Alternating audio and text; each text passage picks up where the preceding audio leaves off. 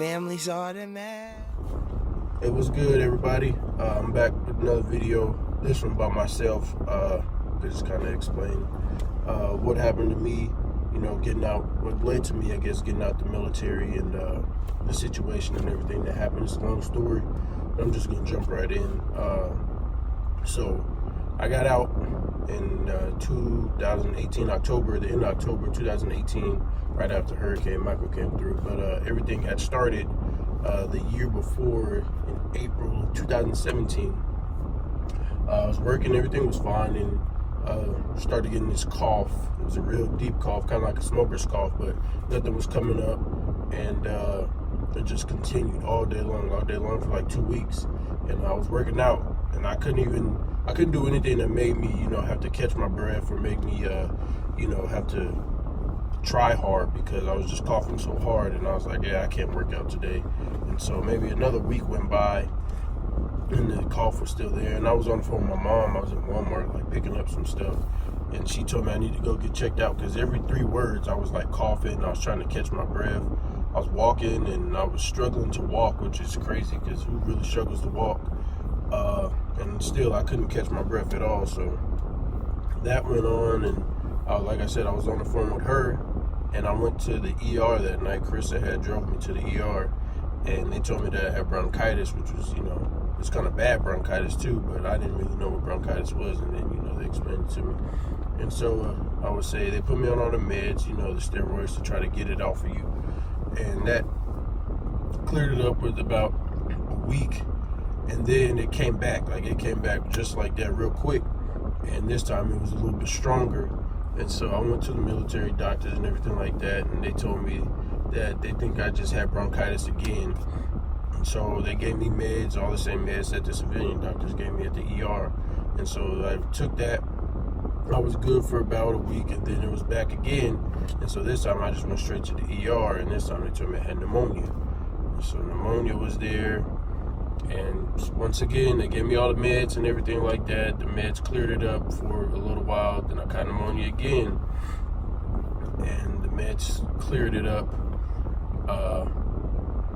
And I was struggling. So after a while, I was just like, I'm tired of this. So I actually sat down with one of the doctors that worked over at the military base, and she was like, you know what, I think you might have asthma or something like that.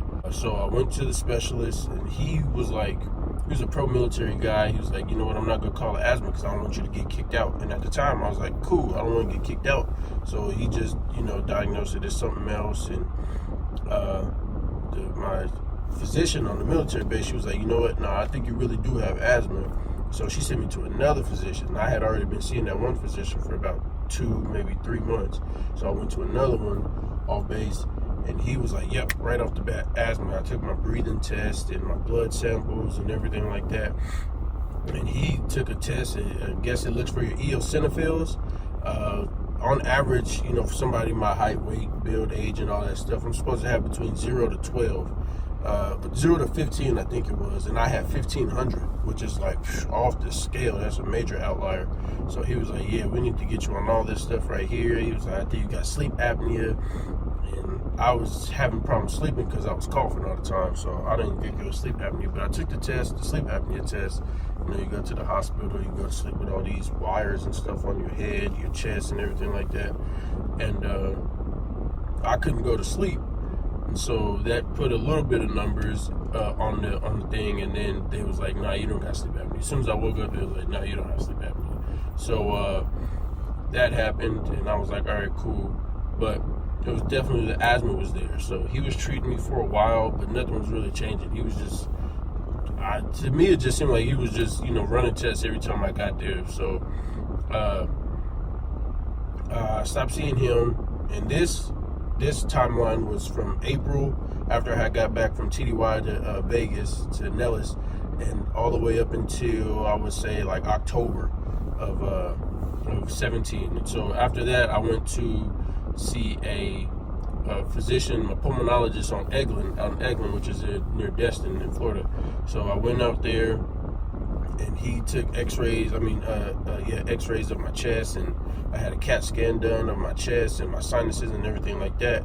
So I seen him, and he was like, yeah, you got some blockage in one of your, my bronchioles in my lungs. So he did that. He looked it over. He was like, yeah, I got to go in and get that and test it, test it and make sure it's not something that can lead to like lung cancer or something worse. What's worse than that, but something bad. So he took that out, and this is around Thanksgiving time for him. So he did that, tested it, came back. It wasn't anything bad. It was just, built up mucus that's been there for so long. And part of the reason I was probably coughing to get that up.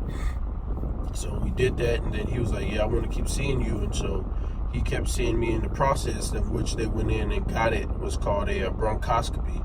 They go in with a camera, they look inside your lungs, and he took a tool to pick out the mucus, and so they could examine it, send it off to the lab. And so he did that, and then he was like, you know what, we're going to do all our tests, and I did my breathing machine test and things like that. So when those numbers came back from him, they're saying I was only operating off 52% lung function, which is basically just one lung that I'm using. My lung age, I guess suggested age would have been like 56, so I had the lungs of a 56-year-old, and I was 26 at the time. I'm 28 now, so 26 at the time, which is crazy. It like shocked me because I was like, man, I still feel relatively healthy. It's just my asthma, flared up. My allergies were crazy because I'm living in Florida. It's humid out here. They got all kinds of bugs and crazy stuff and allergens and stuff like that. So he sent me down to the allergist, the doctor who deals with allergies. So I seen him. He did the blood test and stuff like that. I never got a skin test done, but he did the blood test and everything like that. And that came back, and it was like, yeah, you're allergic to everything except for mold. So every kind of tree, grass, dust, animals, cats, dogs, everything. I'm allergic to everything except for mold, which I wasn't surprised by, except for the mold fact. I figured just everybody's allergic to that. So I had to go, sleep, get an air purifier, put the mattress thing on my bed and things like that. So that was all done by December of 17. So all that happened, and I want to say come around the new year of 18, my allergist, he was like, yo, I want to get you on a what is that thing called? Fasenra. It's a new shot. It's a shot that I was getting. It's a $5,000 shot, so they had to clear through TRICARE for me to get it, and I had to get it every 2 weeks for like 4 shots, and then I went to every month for like 4 months. Now I'm on every 2 months because I'm still getting it. So at that time I had a new military doctor, and she was like, yo, I think you need to get your sinuses checked out, because I was always sniffling like I am now. I was just so used to breathing out of one nostril because one would always be blocked up. People with allergies know what I'm talking about. So I went to see him, and he was like, yo, this is the worst I've ever seen in my whole career. He's been doing this for 20-something years, maybe more than that. He's a little bit older. So this is the worst I've ever seen, the worst case I've ever seen in my whole life. And so I was like, what are you talking about? And he showed me, and it was just like it was so compacted up there in my sinus area, and down here I had polyps all over the place, crazy. And he was like, you've been having sinus infections for years, and you just never knew it, because they didn't really bother me that much because I was just so used to it. I grew up on a farm, always had allergies going, always sniffling and coughing up phlegm and all that stuff like that. So that happened. He was like, yeah, we need to do surgery. And so that was a little bit down the line in 18, but it still took a while because I was still going to the pulmonologist and my allergist, allergy doctor out in Eglin. So I was seeing them for a while. I would say all the way up until, I'm still seeing them now, but up until I got my surgeries, I was that was going on for a while. And so come around April of 18, that's when the military, got involved in it. My superintendent came and seen me. He was like, yo, I need a list of how many times you've been to the doctor, how many appointments you've had, how many days off you missed, how many prescriptions, basically a long list of, my medical history and stuff like that. So it was like 52 days that I missed, work because of my condition. I had appointments, like 2 appointments a week, basically, sometimes 3 appointments a week that I was going to. And then I had you know, I had like little bronchoscopy surgery and stuff like that done. So that was a big, you know, factor. And so he sent that up to my commander. Then I met with my commander. He's like, yeah, buddy, you got some serious stuff going on. So he basically set me down and told me it was his decision that he wasn't going to retain me. So basically that is, he's not going to allow me, you know, to stay in that much longer. He's going to push for me to go through my medical board. And so once that happened, like once he dropped that paperwork, it was on now. So I got, like, the next day I got hit with the email saying that they were putting me through the MEB, and I had to go see a caseworker and a VA, you know, someone who's going to help me throughout the process. She knew the whole MEB process. She knew how to talk to AFPC.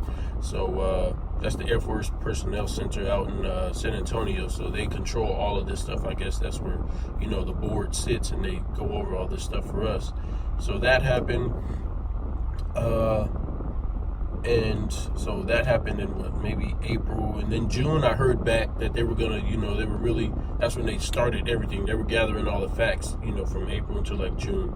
June started everything, and they said this usually takes what, a couple months for some people. It took for them to actually, you know, have their board done and everything like that, and then that's when they hear back. I heard back in maybe 3 weeks, and they were like, yep, so we're gonna let you out. We're going to kick you out, basically. I call it kicking out, but I got medically retired from TDRL status, and, you know, they were like, we're going to give you 100% disability, and I think I got like 60-something or 30. I got some through the Air Force, too, so they let me out, and, I mean, with that, you know, you get all the benefits of, you know, retirement that everybody else has.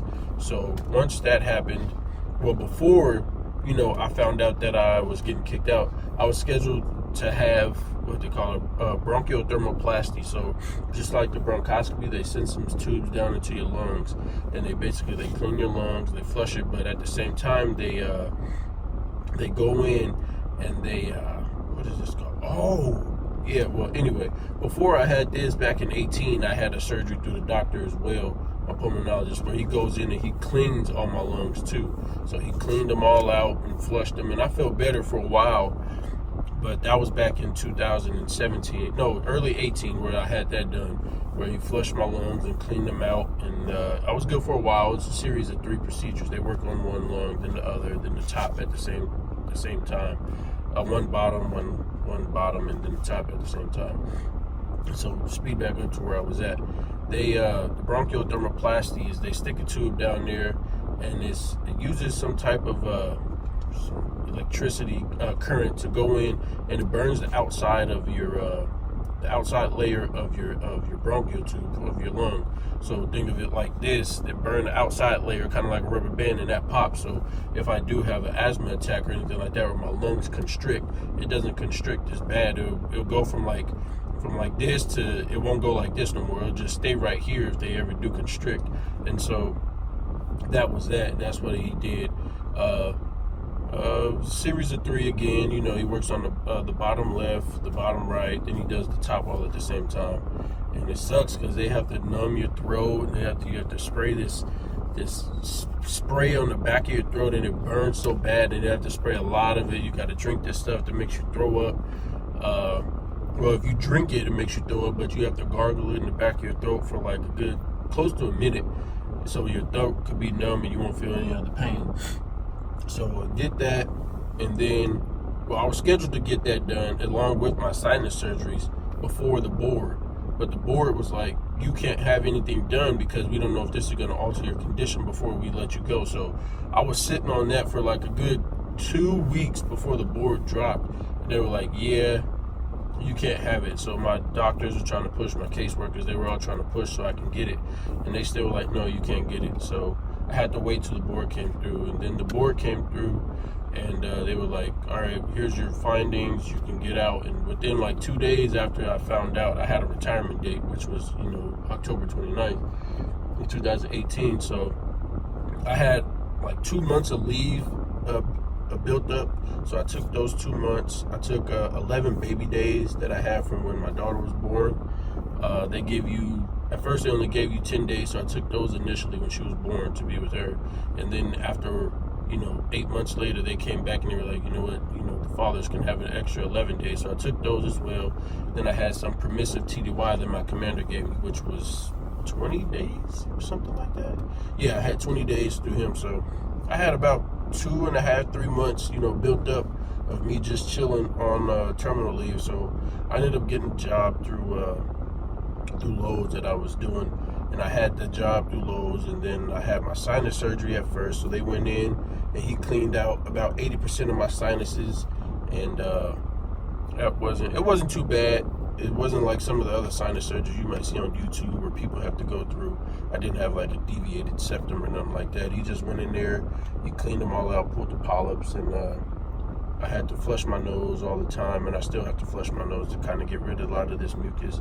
And so he did the 80%, and then he came back and did another 20%, the leftover that he didn't get. And he told me I'm pretty much gonna have to keep getting these my whole life because of how bad my condition was. But right now I don't feel like I need it. I may, but I can flush my nose pretty consistently, so I'm good there. And then after I had my sinus surgeries, both of them, I had to wait. Then I was able to get my bronchial dermoplasty done, and that's exactly like what I said. They stick the tube down in your lungs and stuff like that. And so in between all of that, in October, early October, that's when Hurricane Michael came through and just ripped Panama City to shreds. So we were relocated out to Destin. We went to New Orleans first and then to Destin. And so I had to maneuver, you know, figuring out the dates of when I can have my surgery done on my lungs. And then I was trying to figure out the house. I ended up getting a new job and everything like that. So all in all, it wasn't a painful process as far as the MEB going through, but for, I would say, a good 2 years, a good year and a half. A year and a half. I had to deal with my asthma situation. I would say the Air Force really took care of me in that regard. I had some good doctors on my team and caseworkers who were really helping me out a lot down here at Tyndall. So they took care of me and they got my situation handled because they seen I wasn't doing too well for a long time, and so they helped me out a lot. And with that, you know, I got out, got retired, and now I have a good job out here as well. So I don't know who this may help. If you have any questions, I may be able to answer any questions that you have about the whole situation. So if you do, please feel free to contact me, Facebook, Instagram. I'll have to put my Instagram and all that stuff down there. But this is my video letting y'all know what happened to me in my MEB situation. Like I said, I hope you find this video to be helpful. If you have any other questions, hit me up. I'm signing off. Peace.